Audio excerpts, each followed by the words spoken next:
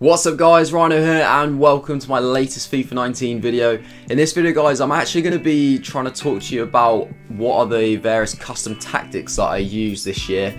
And don't get me wrong, I'm not completely set in stone on this. Like, I'm not going to kind of sit here and say, oh, these are the best ones for you guys. These are just the ones which kind of work for me over the last weekend league, and I'm going to be sticking pretty much with the same ones in this one. I may make one or two tweaks to it in kind of certain aspects which I felt that maybe just from my own experience is probably going to be better for me.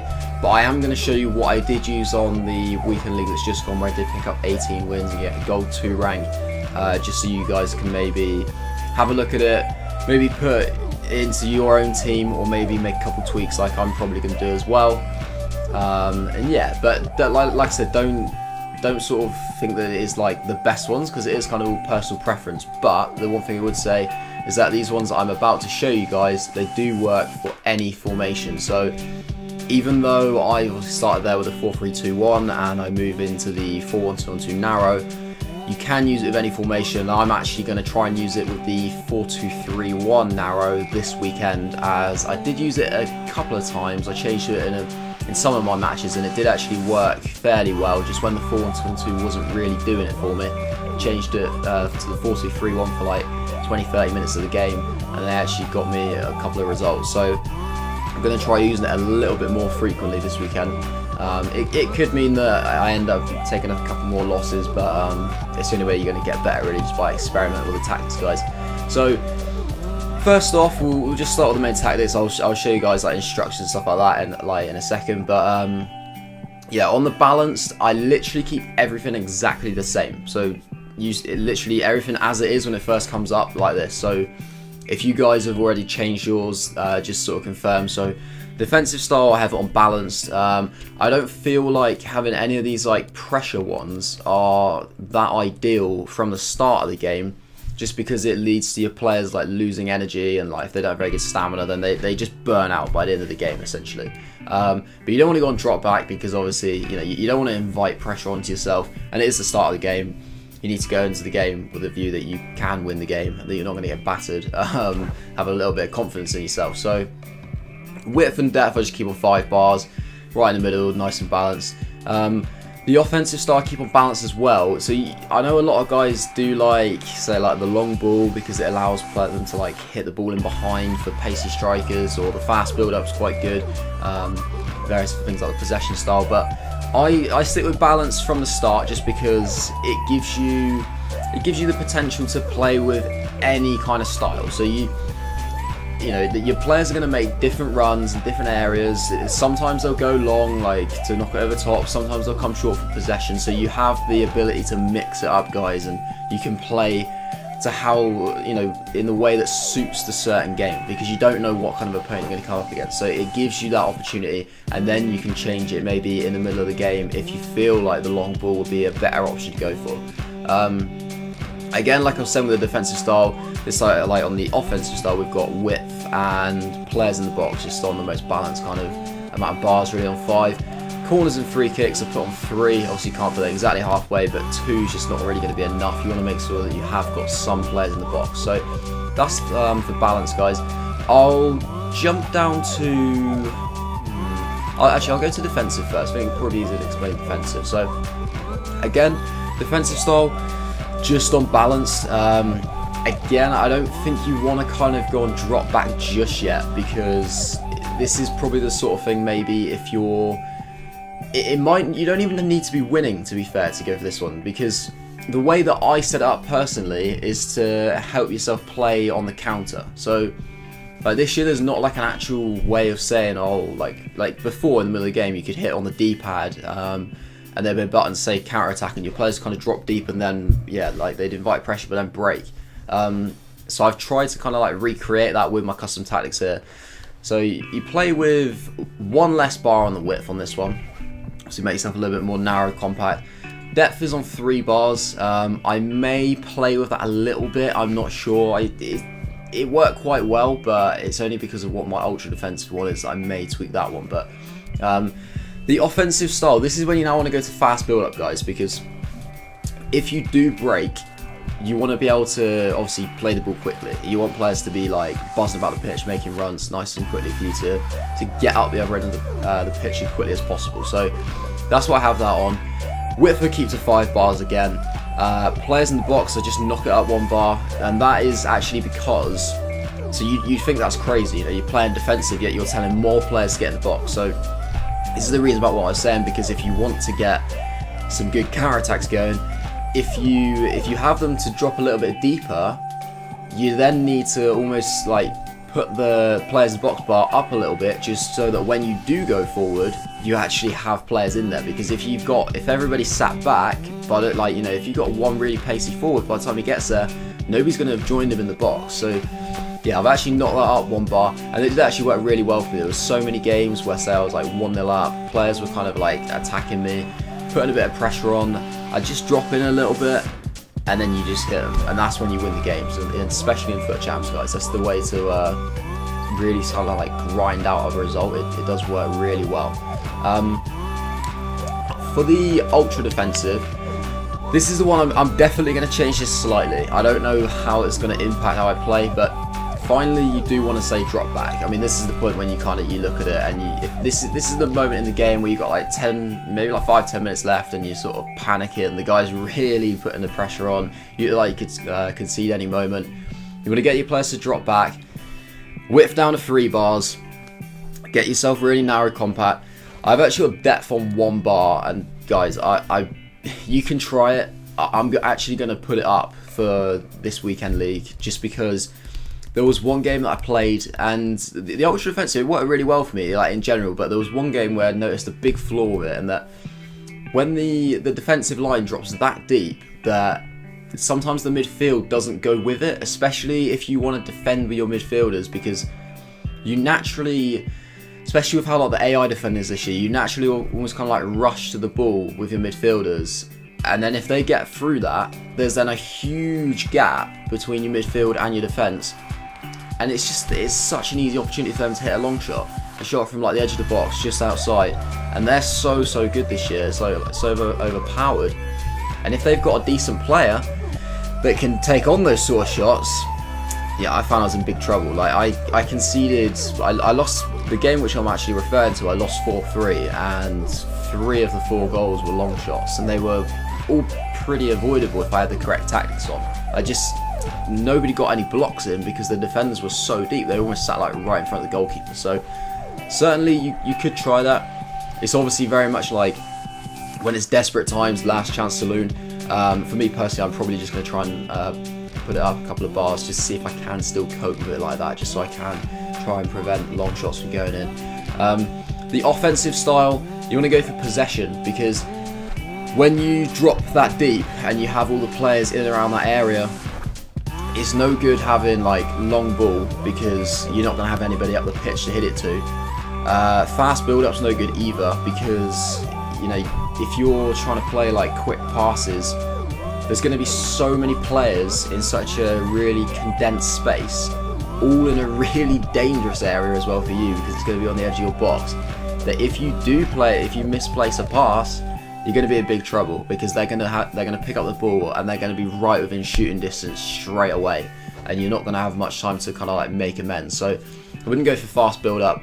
I would keep it on possession, just because that does allow you to try and, like, your players will create options for you, even if they're putting pressure on and you're almost like stuck, say like near your corner flag, you will get a couple of players who will just kind of like move in, and they'll give you that option to try and just slowly play your way out. And as long as you keep calm, you should be okay in that kind of situation.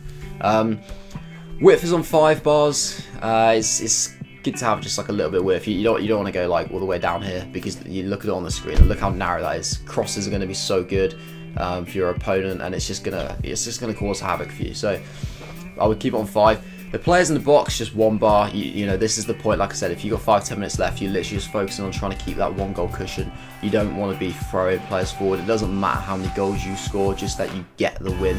Winning's all that counts in FUT Champs. Literally just get the result. Corners and free kicks, 1 bar as well. Same kind of principle with the players in the box. You don't want to be throwing loads and loads of players forward. There's just no point at that stage of the game. Moving on to the attacking style. So this is when I actually say to start pressing. So this is when obviously, you know, you are chasing the game a little bit and there's not, you kind of run out of time. So you want to press after possession loss. It does it for, it says approximately 7 seconds. So you're not going to like completely burn your players out straight away, as long as you don't use it for like too long of a period of time. I wouldn't recommend using it in the first half. Even if you are losing, I would stick on balance, just because your players by the end of the game will literally have nothing left. And you know, if you may have even made all your subs, I'm not sure if like subs could even help in that stage. And if you are still losing, you're not really going to stand much chance to get back in. So I would, yeah, I would keep it on that one. There's no point going for the constant pressure, because that will literally just knock your players right out. And obviously you're not going to play drop back because you're trying to go score a goal. Pressure on heavy touch is a potential option, but I don't think it's the sort of press that's going to work with the same kind of consistency as the press after possession loss, because obviously, you know, players aren't going to be taking heavy touches all the time. Whereas this, it's just every time you lose it, just go again, go like that, and then just fly in. Yeah, and it's probably the best way to go. It worked pretty well for me. Width and depth got up to 7 bars actually on these, so you know, we're going a bit further in the other direction this time, guys. Obviously the depth thing's kind of like the main thing. You just, especially because you're pressing after you lose the ball, it means that if you do lose the ball, you're already like all your various lines, like your defensive line, your midfield line, they're already going to be quite high at the pitch, which gives you a bit of an advantage when you go to try and press, because it's going to take them less time to get right in the face of the opposition. So that's probably the way to go there. Offensive styles, fast build up. Yeah, obviously because you want to be moving the ball as quickly as possible, and if you're trying to score a goal, that is kind of ideal, or what you want to be doing. And it gives your opponent less time to try and react to different situations, especially like most people, like, you know, we're human, we panic. If we're only like 1 goal to the good with like half an hour to go, you sit there and you're like, oh, like, why can't I just get this like clincher of a goal, or just we need to see this game out. And you start playing the ball a bit quicker, give them less time to think about how they're defending, almost like set a little bit of like a seeded doubt in their mind, set the panic in motion. So yeah, that's probably the best way to do that. Width on 7 bars, you need some width, guys, so you can get crosses in. And also not just crosses, but a technique which I used a lot in the last weekend league was actually to get the ball right to the byline and then cut back into the penalty area, and people will not touch you because they're too scared to give away a penalty. And a lot of players panic in that situation, that then they don't, like, the thing to do really is to continue to jockey and hope that, and like make them pick the pass. But a lot of people, they just kind of like walk away, and you can just walk straight in. Suddenly one of your forwards just pulls out away from the defender, pull it back to him, and he's got a simple tap into one of the sides of the net, because this, even though the keeper's there, they're not going to have enough time to react to that because you're so close in. Players in the box up to 8 bars. Obviously this is when you want to be throwing a lot of men forward and really kind of throwing the pressure on your opponent. Corners and free kicks on 4 bars. Like I said, same kind of principle, that you just want players up there. The more bodies you've got up in their area, the more chance that the ball's going to fall to one of your players, and therefore give you an opportunity to stick the ball in the back of the net. And finally, guys, with the ultra attacking, so this is when you want to be on constant pressure. This is when it's, say, like 15-20 minutes to go. It's all or nothing. You literally, it might even be you're chasing more than 1 goal. It could be 2 or 3 goals. Probably, to be fair, like, chances are your opponents by this stage are probably playing on a defensive style, so you want to be really throwing men forward just to almost kind of like counteract that. So yeah, go for the constant pressure, guys. You don't want your players just to be pressing for 7 seconds. You want your players to be pressing for like 75 seconds or something like that. Width will keep on 8 bars, because you don't want to go like ridiculously wide. You don't want it up on 10, just because you do need players in the central areas, and you want your players to still be quite close together so you can actually like link up and pass the ball. Because if they're too stretched, then their defensive players can just like intercept balls a lot more easily. Depth 10, you just want them as high as possible. That's that point where you just say, look, screw the defensive side of the game, let's just throw everybody forward, and if we concede, we concede. Like, we're already 3 goals down. If we concede, it doesn't matter, but at least go down trying. Offensive style, again, fast build up, like I said before with the attacking one. You just want to be moving the ball as quickly as possible. and also there's not really any point in going for like long ball or anything like that on these ones, because when you push so many players forward, naturally their defenders they drop back, and that means that there's not really any space to go in behind. So like long ball tactics, things like that, they just don't work.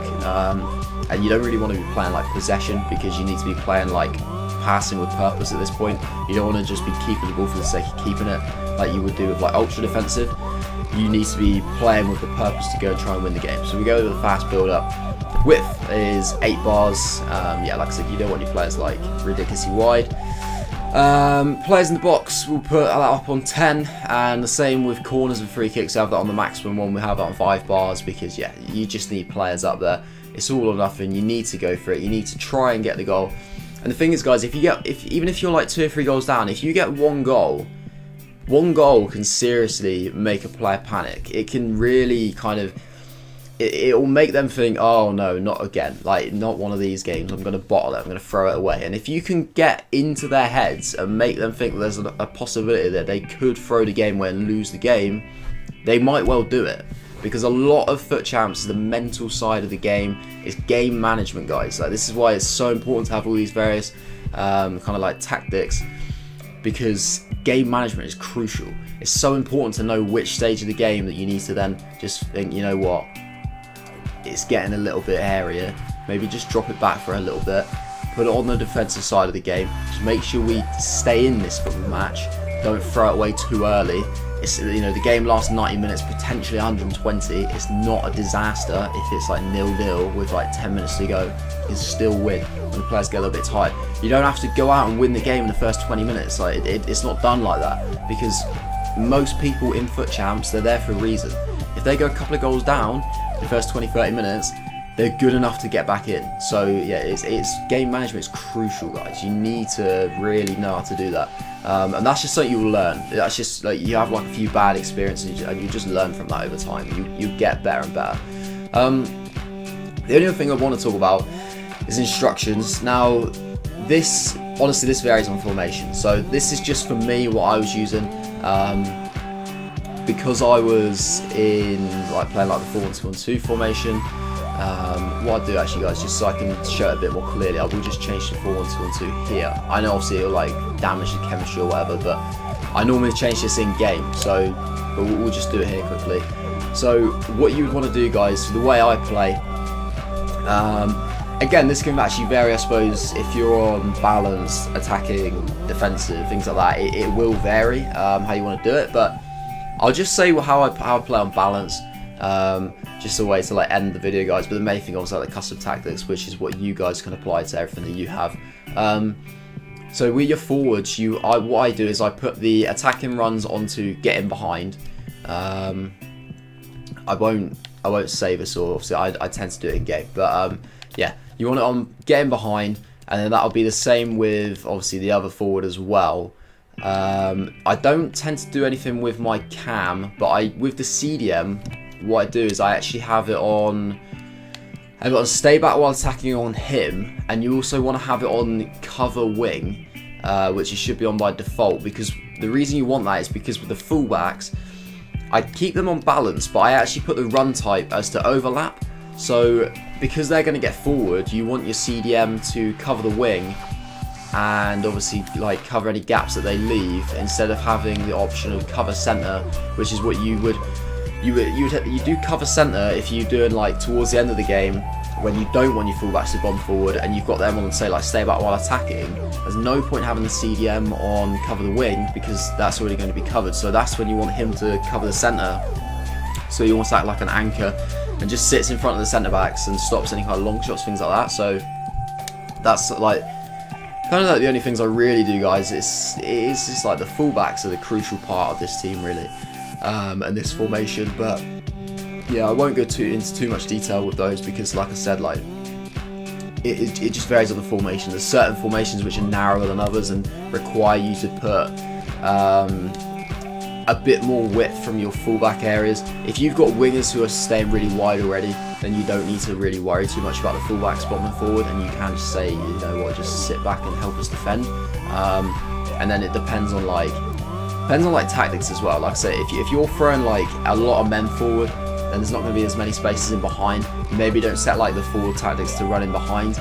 Maybe set it as like false 9, like just kind of like come short and just like be a link up striker, things like that. So it is all about just like whatever's the most appropriate thing for this situation. And I'm sure you guys probably will understand when you're playing how, you know, like what is the best thing to do and how it's like impacting your game, and what is the best kind of style to make each individual player playing, because it's not just the team style, it's every single player comes together in the way that they play to make the team style. So yeah, but like I said, it's just things that you pick up over time. It's stuff that I've learned, and like I said, I'm probably going to be changing a couple of my things for this upcoming weekend league. But hopefully that was quite useful for you guys, and hopefully you enjoyed it. Obviously, if you did, then feel free to leave a like on the video, and obviously just leave some comments, and like if there's different things that you think that I should maybe try out that have worked for you.